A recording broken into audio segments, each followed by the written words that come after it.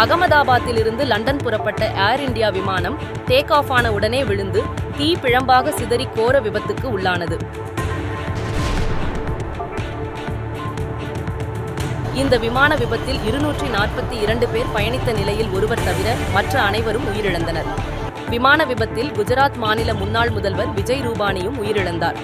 விமானம் பயிற்சி மருத்துவர்கள் குடியிருப்பில் விழுந்து நொறுங்கியதால் 40 மருத்துவர்கள் சம்பவ இடத்திலேயே உயிரிழந்தனர். விமானத்தில் 2 விமானிகள் 10 ஊழியர்கள் உள்பட 242 பேர் பயணம் செய்தனர். இதில் 169 பேர் இந்தியர்கள், 53 பேர் இங்கிலாந்தை சேர்ந்தவர்கள், ஒருவர் கனடா நாட்டைச் சேர்ந்தவர் என தெரியவந்துள்ளது. விமான விபத்துக்கு உள்ளான போது 242 பயணிகளில் ஒருவர் மட்டும் உயிர் தப்பியுள்ளார்.